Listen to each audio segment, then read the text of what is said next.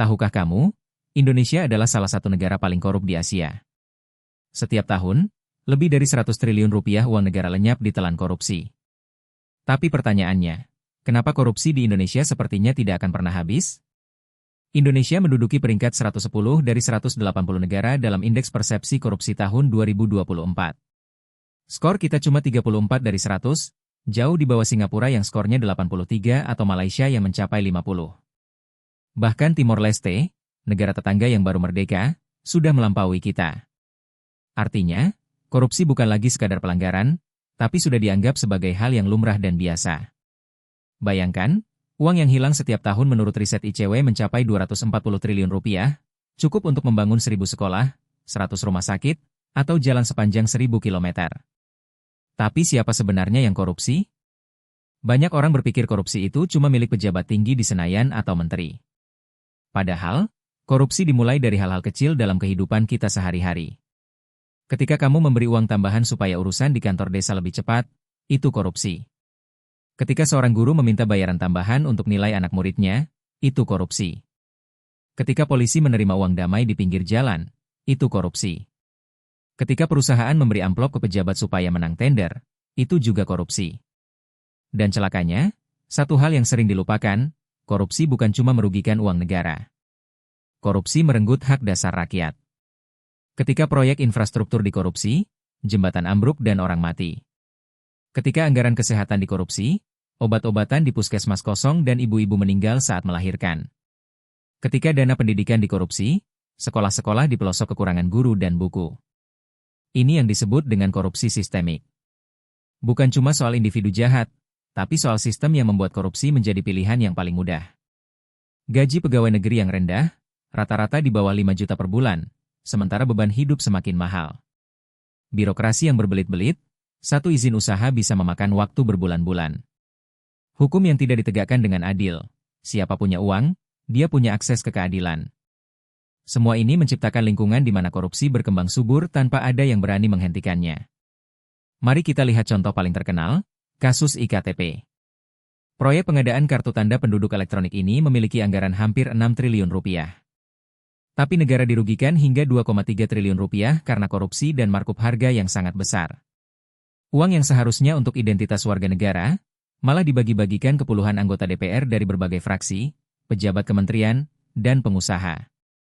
Dan pelaku utamanya, Setia Novanto, ketua DPR saat itu, hanya dihukum 15 tahun penjara. Itu pun setelah proses hukum yang berlarut-larut dan penuh dengan upaya menghalangi keadilan. Lalu ada kasus BLBI atau Bantuan Likuiditas Bank Indonesia. Ini adalah dana talangan yang diberikan kepada bank-bank yang kolaps saat krisis 1998. Totalnya lebih dari 100 triliun rupiah, uang rakyat yang dipinjamkan ke bank-bank swasta yang bangkrut karena salah urus. Dan sampai sekarang, puluhan triliun belum juga dikembalikan ke negara. Para konglomerat yang menerima dana ini, seperti Samsul Nur Salim, sebagian besar tidak pernah merasakan dinginnya sel tahanan. Bahkan ada upaya untuk menghapuskan kewajiban mereka melalui SKL atau surat keterangan lunas yang ramai dipermasalahkan dan akhirnya dibatalkan Mahkamah Agung. Kasus lain yang mencengangkan adalah Jiwasraya dan Asabri.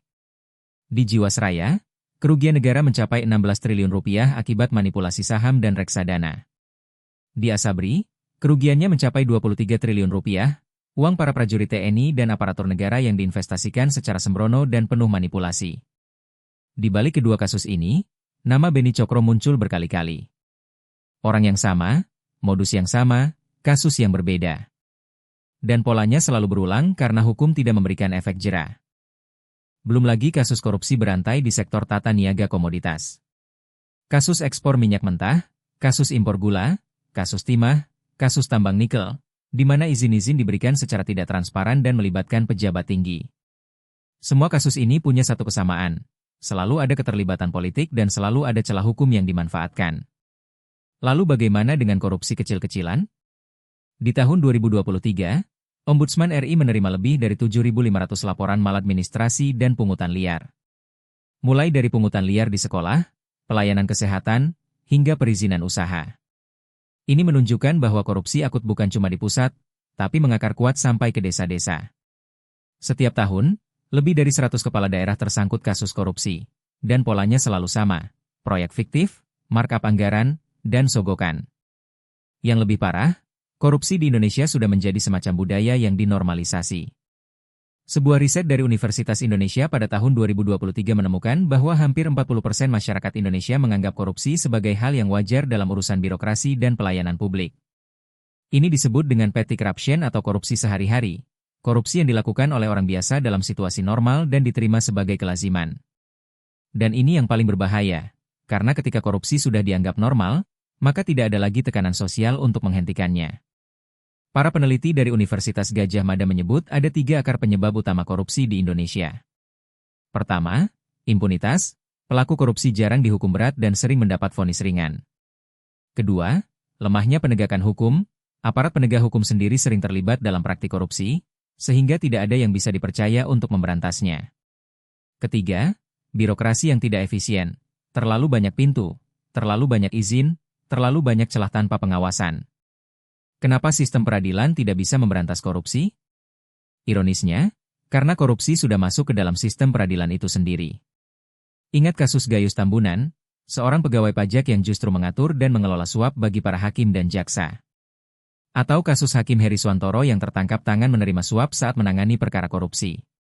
Atau kasus Panitera PN Jakpus yang menjadi kingmaker dalam putusan-putusan bisnis.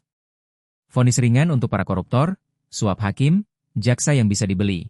Semua ini membuat para pelaku tidak takut sama sekali. Lihat data dari KPK. Sepanjang tahun 2023, KPK menangani 168 perkara dengan 291 tersangka. Tapi dari jumlah itu, hanya sebagian kecil yang benar-benar dihukum berat.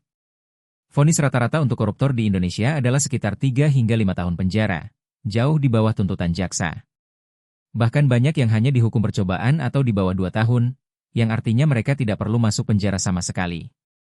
Bandingkan dengan Singapura atau Hong Kong, di mana korupsi bisa dihukum puluhan tahun penjara dan denda yang membuat pelaku bangkrut. Inilah mekanisme yang membuat korupsi tidak akan habis. Karena hukumannya tidak menimbulkan efek jera. Sistem hukum kita seperti pagar yang dimakan tanaman, kokoh di luar, tapi lapuk di dalam. Korupsi adalah kejahatan dengan risiko rendah dan keuntungan tinggi. Kalau ketangkap, bisa banding. Kalau banding gagal, bisa dapat remisi otomatis.